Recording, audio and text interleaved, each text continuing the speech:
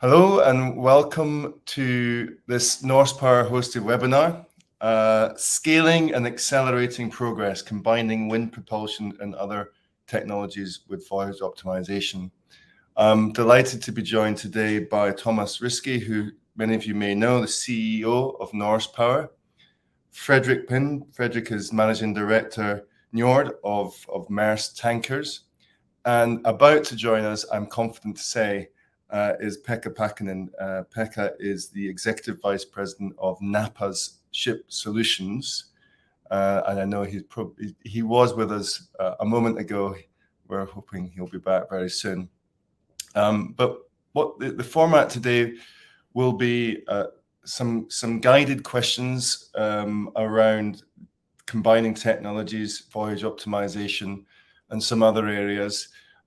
Very much encourage you as the audience to contribute as well. If you would like to ask a question, please do. You can do that on the right-hand side and post your question, and we will certainly get through as many of those later in the session as we can. So please do, if you feel compelled to ask, please do. That'd be great.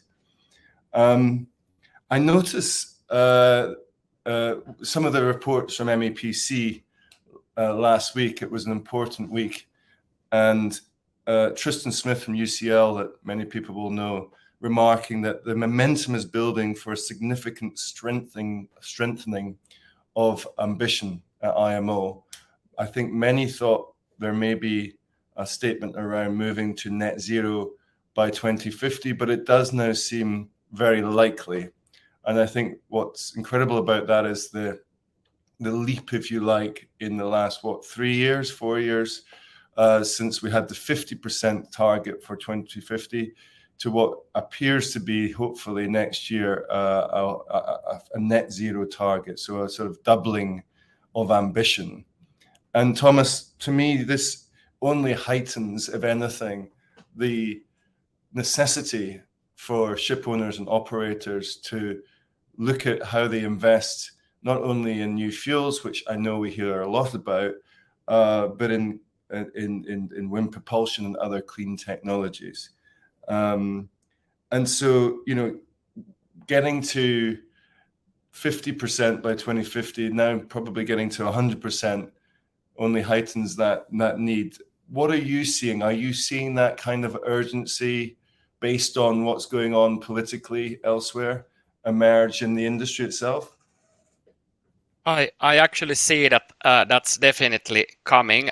It's evident to all of us that especially long-haul ships, they will need a fuel to run in long term. That's the only source of energy you can pack enough within your ship to make that kind of long-haul voyage. And of course, we could decarbonize shipping just by developing non-fossil fuels and using those. But when looking at the market, I see that number one, we don't have those fuels today, meaning, for example, hydrogen, methanol, or ammonia in amounts which would be needed. And number two, those fuels will be heavily expensive in long term. But what we do have today is technologies which enable minimizing the fuel consumption already today. And that's the way I think how the decarbonization of shipping should be started. And when I look at the entire market, I see like 4 trends which are all driving towards the same direction why we should minimize the fuel consumption. Number one is that energy prices are today record high, and they will be even higher in long term. So actually paybacks for these fuel saving technologies are already today pretty nice only with the fuel prices included. But the other things entering the market are carbon pricing.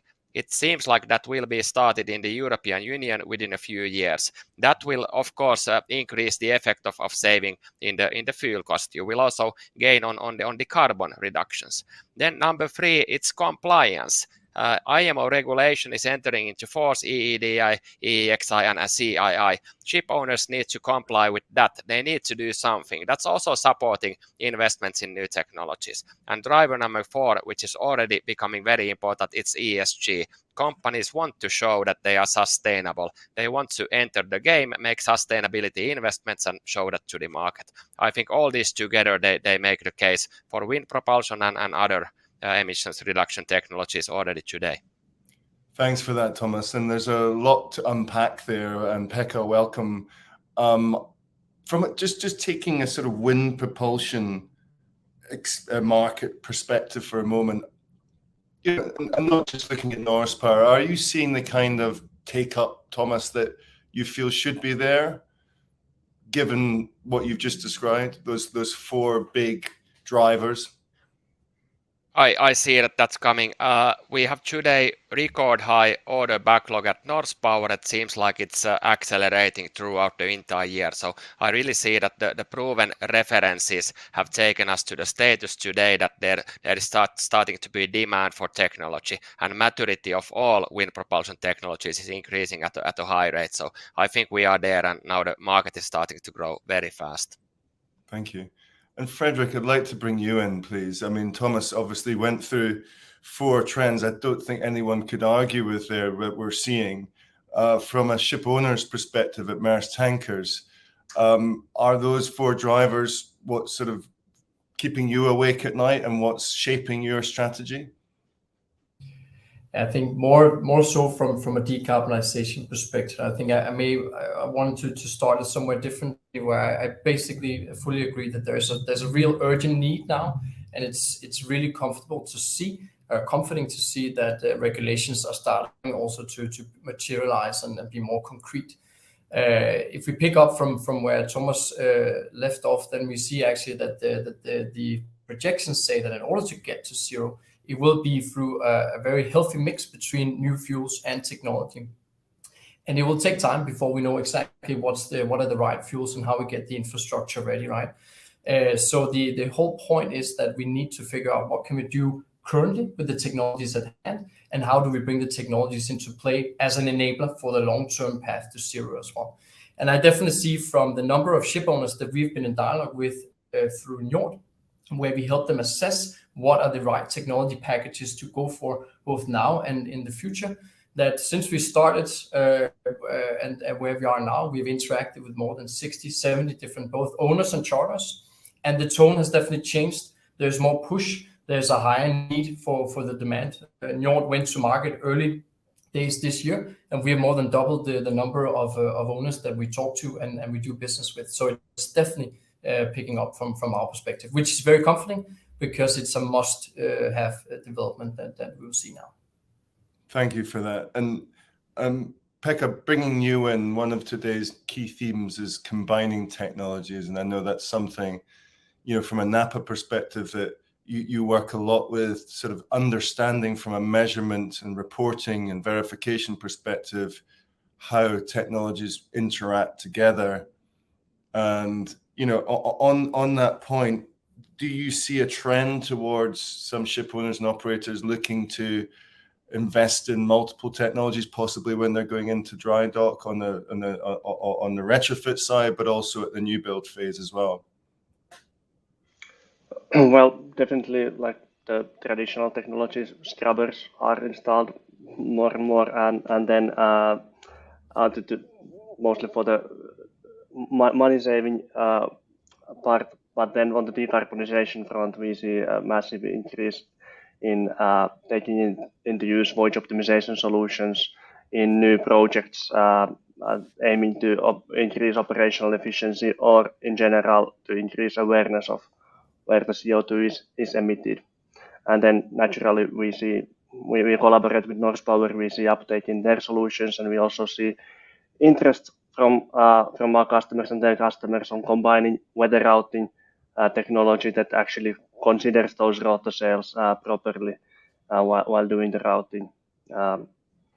So just on that point, give us from a more technical perspective, can you explain to us a little bit of how wind propulsion like the Norsepower rotor sails are installed in a vessel, how that can help heighten the voyage optimization? Yeah. Indeed, it may even alter the route from the previous optimized route, because you have to factor in the wind, right?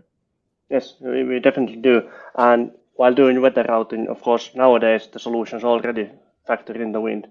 But basically, traditional weather routing solution now aims to avoid the wind, while Norsepower's solutions, they need the wind. So it's if you use traditional weather routing, it will be like worse solution than by sailing randomly. But if you take in a weather routing solution that actually models in the wind that it propulsion properly, then it will seek for the favorable winds while still avoiding the dangerous conditions.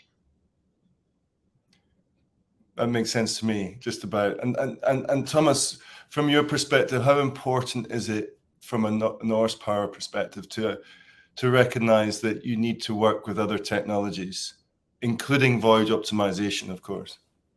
It's extremely important for us. Now we have a proven mechanical solution. We can see that we can make it even better by combining that with other technologies. We started to cooperate with Kongsberg last year.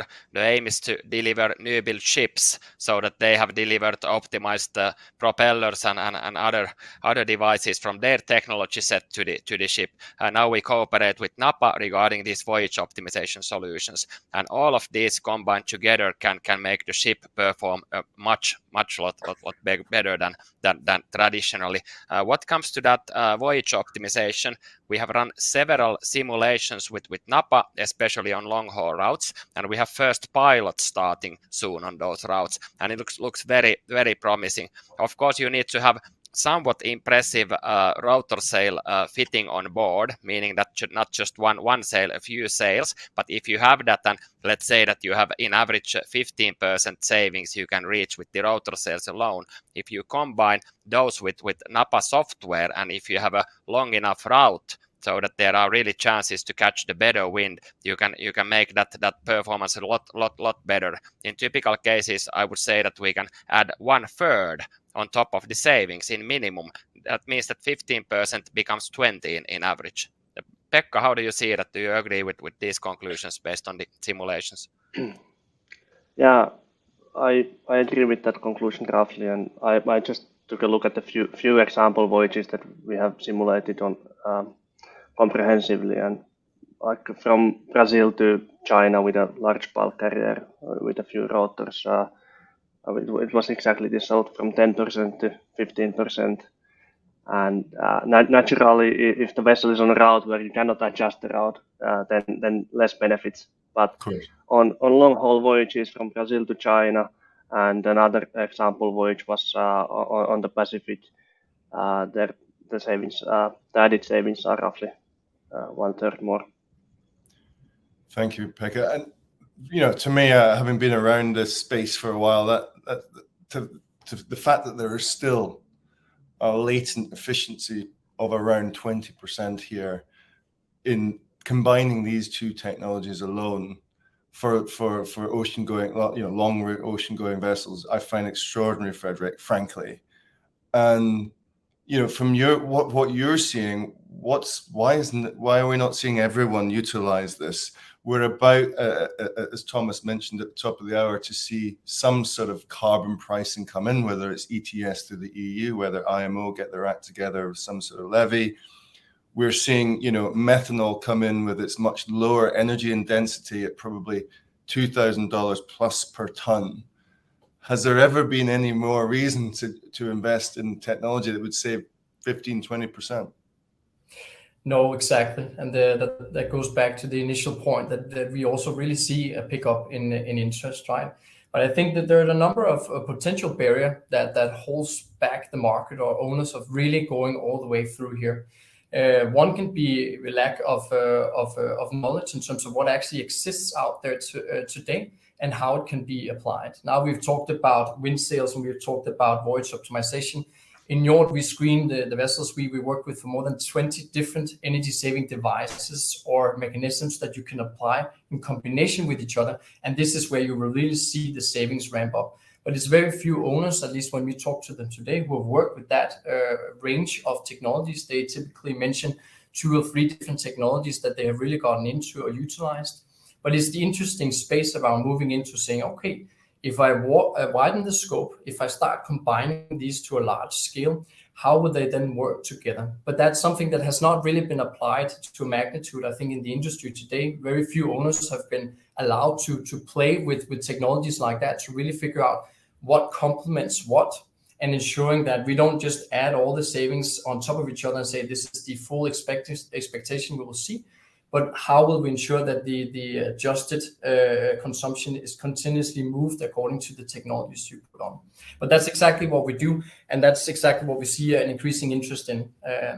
I think for most owners, they definitely also see that there is an additional cost element to it now. But I think most relevant is also to mention that some of the owners we work with have utilized our products, gone to their board, talked about what's the right thing to do, where the boards of directors are saying, now it's not all about whether it's a healthy return on investment within a year or two. It's also the right thing to do to maximize the impact you can do. And that for me is really encouraging. No, that's great to hear. And I think, I think absolutely ship owners and operators are looking for that signal from the likes of you, Frederick, from others that can analyze multiple technology data, see which technologies interact best together and optimize those savings. For sure, it's not. I don't feel that's necessarily, as you rightly say, been fully completed in terms of the research, but and also sort of communicating it to the industry. And Thomas, Frederick talked about the payback period mentality, shall we call it? When you have this sort of 4 trends that you identified previously, those 4 key drivers, is it time perhaps to look at other investment models, as Frederick was suggesting? Well, of course, payback is still a good measure of investment, but we also see that other trends are entering the market. I don't know if ESG has a payback. At least in consumer business, it has. If you act with good ESG policies, it's definitely increasing the demand of your products. Then that compliance with IMO regulation, maybe it doesn't have a payback, but of course you are out of the business if you don't comply. And that's, by the way, one good thing to mention. I see that quite many ship owners are today limiting the main engine power to comply with IMO regulation. I think it would make much more sense to invest in, for example, rotor sails or other energy saving devices, so that they can keep the same main engine power, same service speed, make more money with the ship and still comply with the regulation. So those are just few items which maybe don't have a payback, but anyhow they are in the back of the investment decision. Then what comes to the actual paybacks, we used to calculate those only with energy prices, but as I mentioned already, carbon pricing is entering the game. It will have a big influence on the paybacks. When you burn 1 ton of fuel, it takes 2 molecules of oxygen per each molecule of carbon from the air, so it becomes 3 tons of carbon dioxide. So with carbon pricing of $100 per ton, it has an influence of $300 per fuel ton saved. So that will also have a big influence on the paybacks. So game is definitely changing. And then what I used to mention quite often today, what happens after the payback? If you make an investment in new technologies with, let's say, 5-year payback, then that 5 years is gone. You have paid for the investment. But what do you have in your hand then? If it was a new build ship, you have an extremely good asset with maximized value because it's so energy efficient, and you have 15 years left to use that energy efficient, highly valued asset. So it's just best for all associated parties to invest in green technologies and minimize the fuel consumption and emissions already today. Thanks, Thomas. Yeah, we hear a lot about, 4 or 5 year paybacks. We don't hear a lot about 15-year payback, pay in your pocket, or whatever it should be called. Maybe we should be talking about that more. The return on that investment once that payback period is over and beyond. And Pekka, are you seeing the likes of EEXI and CII, as Thomas hinted there, affect some of your customers' behavior in terms of investment? Or is it, to Thomas's point, more around derating the engine where we're getting that attention and potentially missing out on opportunities around wind propulsion or other technology? From what I've witnessed, I think like the most common will be the engine power limitation. But of course, there's an increasing amount of companies who at least evaluate whether they should add energy-saving devices on the ships to comply with the EEXI, or do a combination of proto cells and a little bit less engine limitation than before, and still reaching the same service speeds. I feel that CII, however, is putting more pressure on thinking how the whole fleet can become more energy efficient on the long run, and more thinking about this next 5 years rather than just how to be compliant 2023, but thinking about strategies on when to invest, to what ships to invest in, and so on. And we've seen our we have offered some services to some of our customers for evaluating how their own fleet will be impacted by engine power limitations of the EEXI compared to that, like their shipping segments competition vessels. So basically, after EEXI, how does their competitiveness against the rest of the market change? Whether they actually benefit from the EEXI. So if they slow down less than the others. And same way with the CII, we have been simulating saving potential from voyage optimization and speed reductions and just-in-time arrivals, and from weather routing, from wind-added propulsion solutions to bring more information to the ship owners.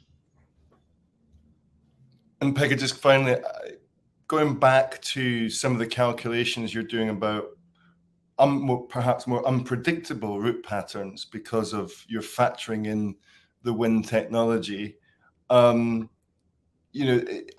accurate are your sort of predictions, if you like, in terms of routing? Are you pretty confident in the accuracy of it, and therefore the savings you can generate? Well, yeah, we are very confident. I think in general, of course, if we do modeling for like existing vessels on wide scale, like hundreds or thousands of vessels, then we rely on some publicly available information about the vessels, like main engine size and service design speed and design draft, and based on that we populate the performance model of a vessel. So if there's some changes in that, or if there's hull fouling or something, that might be that the absolute level of the consumption is slightly off. But we have very good studies and verifications done on the wind-added resistance calculations and the wave-added resistance calculations and so on. So we believe that the percentage that we calculate for the saving potential is very accurate. And Fredrik, I guess just from an owner's mentality perspective, putting your trust in that predictive data, and it requires a sort of leap of faith to some degree. I definitely see that as well. I mean, I would say for the owners that we work with through Njord, it's much about also creating that comfort from a very early stage, right? We have been quite lucky in the structure we have today, and through our past and experience, and for the people that we work with from when Maersk Tankers was also owning vessels, right? Is that we could play around with the technologies where we tried applying a technology, doing speed trials, applying a new technology, doing new speed trials, and all of that captured in the sense of data and structure. So we are quite comfortable and aware of what will the owners see when we apply the different types of technologies. And luckily, some of them can even be calculated or be proven through CFD analysis, etc. So you can actually be extremely accurate in the analysis work that we do. And I think it goes back to also because it does require to do a proper investment also and feel safe that you will see those earnings on the other side, on that upside. And that goes back to Thomas's comment from before. And it's not straightforward. You have to remember also that it's not necessarily the owner who actually will see the upside, at least immediately, because the owner has the vessel out on a time charter. So we've come up with this concept where we now do a tripart agreement where Njord is willing to fund the actual investment, and then we do a payback mechanism on the other hand with the actual fuel savings. And the owner walks away with an enhanced vessel, as Thomas mentioned before. So aiming for a triple win scenario, basically. But it's those kind of constellations that are needed to break some of the barriers that we see today. And it's fascinating that you're bringing the capital, the finance into that discussion as well. And is that a discussion that is increasingly happening? And second part to that, you know, we talk a lot about the vessel. Are you having sort of fleet-wide conversations, Frederick, where you're able to say we can do an analysis across 20 vessels, 50 vessels, for example? Yes, we are. So basically on all fronts, right? What we do is we screen for potential, we design the execution of it, and then we help owners go and execute and install all the way through with the option of funding it. And I would say we see traction on all steps of that path at the moment, screening entire fleets, saying this is what it looks like today, this is what you can do with technology at hand, and typically pick where are the opportunity areas in that fleet, move on to design and install it. Then it's up for the owner to figure out, is this a CapEx investment that the owner is ready to include, or do they want to do the financing through us? Regardless, they will have us as a partner all the way through to ensure that they actually see also the savings in the end that we have guided them to, right? Thanks very much, Frederick. And Thomas, bringing you back and going back to the data. Now you have, you know, multiple installations. You're able, presumably, to get more and more accurate data. I was reading that the Sea Cargo Ro-Ro installation is effectively one of the 10 most powerful sailing ships ever built, with 25% net fuel savings. Having that ability to show time and time again, substantiate the technology with data must be incredibly important for you. That's correct. We started with some small scale installations and pilots, and we have all the time gone bigger and bigger, and we are very proud of the Sea Cargo connector installation. So she has 2 pieces of 35-meter tilting rotor sails, biggest ones ever built. And we have already seen days. Typically, the ship has a 3 megawatt main engine power, and she can reach 12 knot service speed with that one. We have proven, I actually today had a chat with the captain. He mentioned to me that it looks to him that they can get up to a 10 megawatt main engine equivalent forward thrust from the rotor sails. So they have seen that 12 knot speed increasing up to 20 knots on the windiest day with favorable wind angle on the North Sea. So I think that's a nice evidence that mechanical sails are really working, and they can really make some effect on your emissions and fuel consumption. So that's a tremendous reference, and we're really looking forward to make some more ships like that in cooperation with owners and shipyards and design companies and our other partners.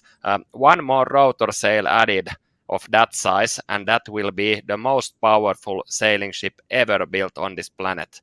And now I'm really talking about all possible sailing vessels starting from the 1900s. So that's what we are doing today, and it's fascinating. That's really impressive. And Thomas, presumably it's also very important to have independent organizations, or at least data companies like Napa that can provide that objective independent data source, and when you're having those conversations with owners and operators. Yes, it's very, very important. We have run those independently verified measurement campaigns on board 5 different ships already, and those results, they have all aligned with each other. So based on that, we can state that the technology is pretty much proven, and we are already pretty good in forecasting what kind of savings can be gained with certain ship on certain route. Maybe Pekka could share some insights of Napa trials we have done so far. That would be great, Pekka. Thank you. I think we were doing some of the first verifications, and back then we didn't have any formal collaboration. We were customers to the ship owner and Norsepower, and did those analyses independently, and we got some results, and it was exciting to see that our analysis results matched almost perfectly with the simulations that Norsepower had done on all of these installations.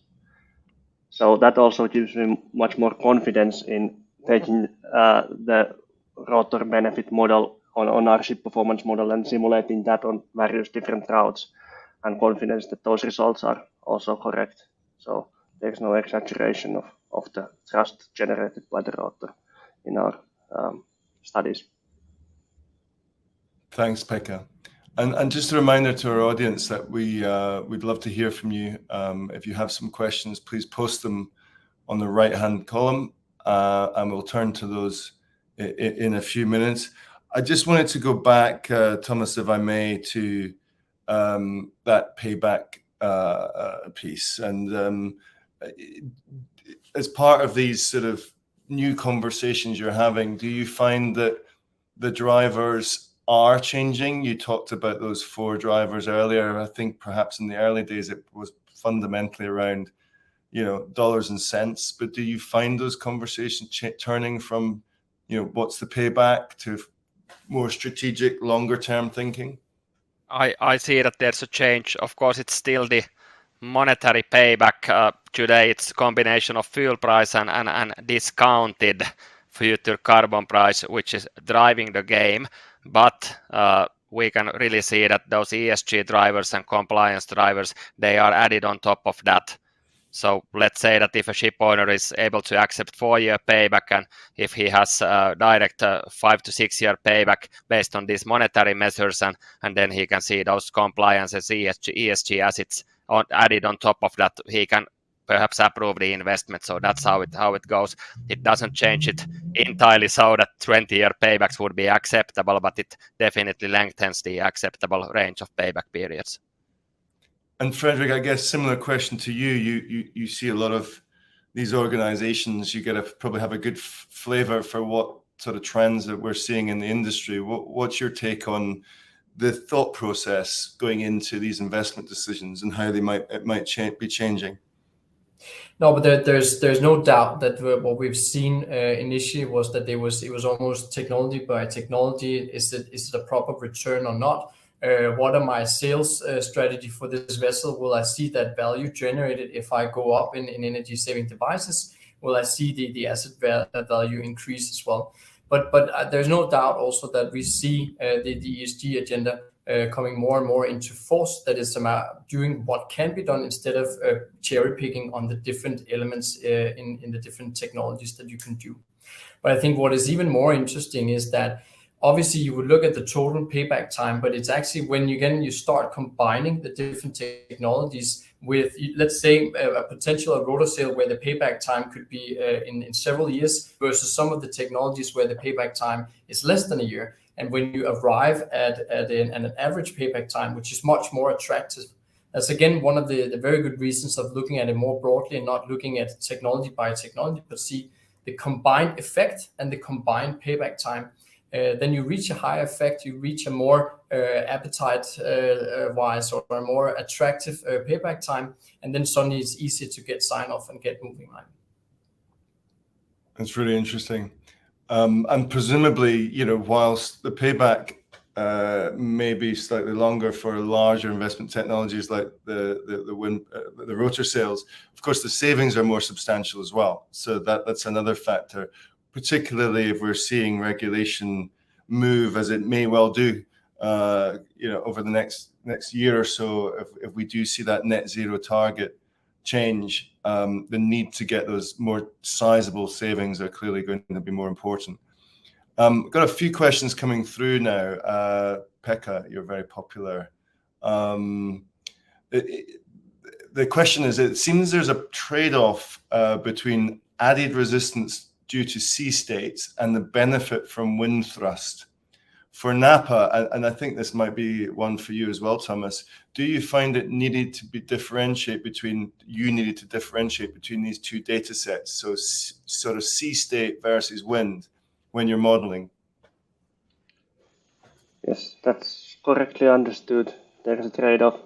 In our modeling, we take into account the wind, the wave height, wave direction, wave frequency, swell similarly, and calculate the total resistance to the vessel. In that same approach, we take into account the added thrust from the rotor sails and so on. So it is considered there. And how quickly are those decisions being made? and not human decisions, of course, but how quickly is the data being updated, should I say? Is it very much real time? Well, the weather forecasts, I think, update for the wave conditions every 6 hours or so. 6 hours. And our end users can configure automated re-optimization to happen, or re-optimize whenever they find it necessary. Or also, if anything changes on the route plan, such as the schedule, then you need to re-optimize because the optimum route might change at the same time. So effectively, for the layman like myself, that algorithm is constantly being updated, taking in all those factors. Or let's say if anything happens on the schedule of the voyage, the crew would have to input their new ETA, optimize, and then they get the latest route. In our cloud environment, the weather forecasts are continuously updated. We get several gigabytes of new weather data daily, and that can be utilized by the users immediately when it's available. Thanks, Pekka. And Thomas, have you also have you had any sort of resistance? Excuse the pun, but in terms of the advice coming from Napa and others to say, listen, the optimal voyage with the rotor sails installed is actually dramatically different from your previous optimized voyage. Or what's the sort of feedback there? I expect that kind of, let's say, human resistance, it will play a major role when we start the first pilots combining rotor sails with Napa voyage optimization. But I think the simulations have proven so well that there's a great benefit achievable that we can probably overcome that one. And hey, by the way, that resistance, it's a good word by all means. As Pekka mentioned already, wind, it used to be a negative kind of resistance influencing item on the ships. But I have understood from Pekka that our rotor sail can be actually modeled so that it's causing negative wind resistance. Wow. So that instead of slowing down the ship, of course, that's what we are doing. We are causing extra thrust and increasing the ship speed. So that's what we are actually doing, creating negative wind resistance. And when you combine that with route optimization software, then you suddenly find out that the shortest route doesn't make sense anymore because you catch better wind with optimized wind route. Frederick, any comments on this one? That sort of mentality, that human resistance piece. Yeah, I think it's a super interesting discussion. And then you can, now we talk technology, we talk voyage optimization, then you can also throw in vessel optimization and talk about auto-logging and get all the sensor data in, which is something we work quite extensively within Yacht to get a very real life picture of how the vessel is actually operating, right? So I think for sure you will see trade-offs, you will see discussions around what's the right thing to do to get the optimal potential out of emission reductions. But hey, I think that's actually okay. As long as we get more data, we get more clarity, we get all the tools we can to take the decisions, then at least we can take better decisions in the future. I think that actually leads potentially to stating that the biggest potential and the biggest enabler is actually the ones, I would say, the crews and the operators of the vessels, right? But we need to give them all these either technologies or pieces of information so we can further improve all the decisions going forward, right? Yeah, thanks, Frederick. Thank you. And just rounding up, if that's okay, in terms of the Sea Cargo Connector and some of the data you've just shared with us, Thomas, it's incredible, really. And are we potentially close to, the layman view here is that I drive a hybrid car. The car will automatically shift to the battery, move back and shift interchange between the engine, the petrol engine and the battery. Might we see that as a next phase when you're generating so much power through the rotors in certain conditions? Could we see the engine, effectively obsolete on some parts of the voyage? We could already today make ships which run entirely on wind, but of course the industry takes schedules quite severely, so that you have to reach the next port when within the targeted schedule and time. So expected that this kind of requirement is standing on the market, we can only make wind assist ships. They Yes. are actually hybrid ships. They're It's a effectively hybrid yeah. ship of main engine and auxiliary wind power. But there can and there will also be some ship owners and cargoes which are not that much in a hurry. And for that kind of cases with a flexible schedule, or let's say lower cargo rate, which is depending where the schedule is depending on the wind conditions, there might be a business case one day. We might see that kind of cases already coming. Wind cargo only. It might take a week to cross the Atlantic, or it might take a month, but at least it's carbon neutral. Yeah, and maybe you'll need some sort of fuel cell powered auxiliaries for from a safety perspective as a backup. But yeah, that's really interesting. Listen, gentlemen, thank you so much for your time. We've come to a close. For me, it's a really exciting conversation. I think I can only speak hopefully on behalf of everyone else when I say that we'll be really interested in terms of learning more about how Voyage optimization is going to be influenced by wind power, propulsion, especially the rotor sails, but potentially other technologies as well. And we look forward to hearing more as you progress. Fredrik, Pekka, Thomas, thank you very much for your time today. Thank you.